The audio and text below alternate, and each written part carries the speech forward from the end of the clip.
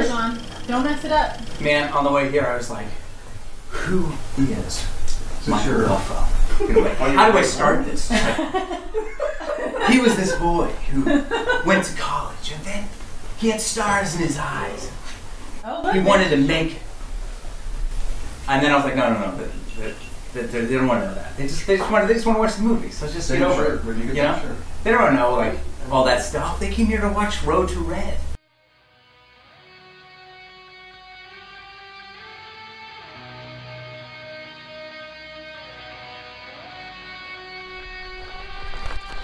I was wondering how long it was going to take you to show up. Paul was making the skateboard movie so he could launch his new company. Yeah, it sounds like a line of bullshit if you ask me. Hey, Sheriff! Sheriff! Look what I found on the other side of the lake! Paul said he was working with this crazy genius. He said he developed a way to bring surfing back into skateboarding. Surfing back into skateboarding. Are you telling me that you're willing to go to jail to finish Jimmy's friggin' movie?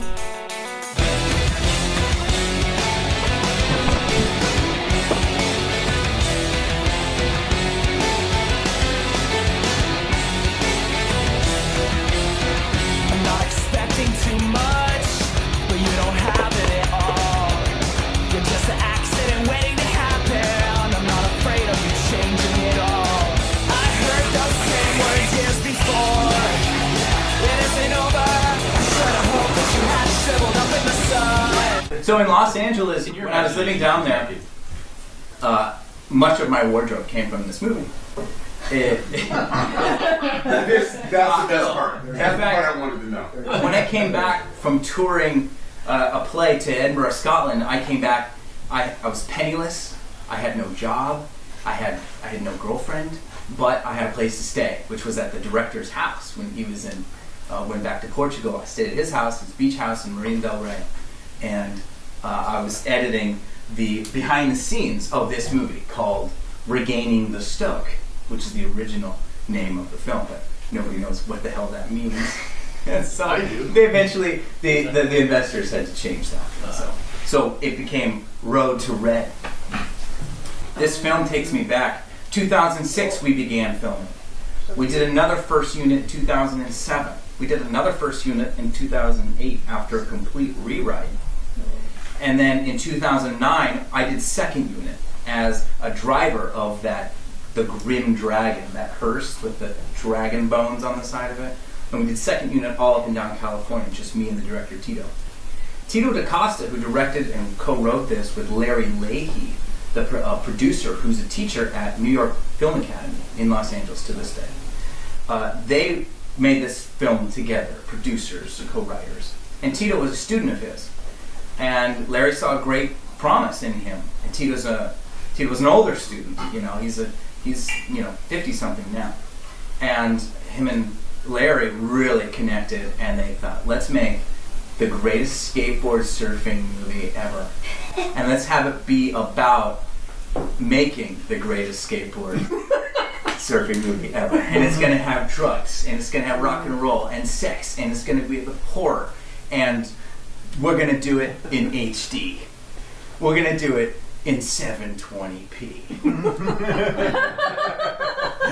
Booyah. This film is really well done because it's been worked for 10 years.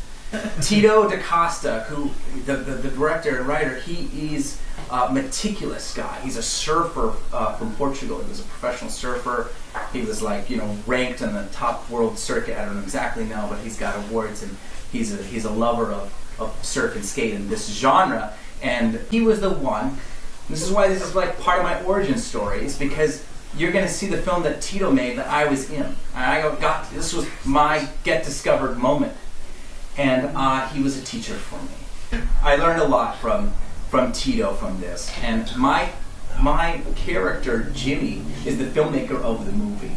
And so I'm the one who's trying to get everybody involved to do this thing. And he's a manipulator. And he gets people to do crazy shit because he says the right thing, and they're like, yeah, let's do it, Jimmy. Let's going to make this thing.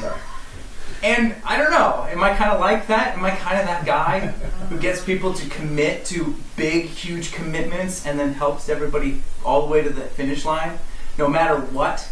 We're here, aren't we? You're here, aren't you? Right. Exactly, Well said. Robert. I'll finish by saying this is a completion for me of like a whole cosmic history. I got the call last week after I got this screener from Larry, and he said, guess what, Mike?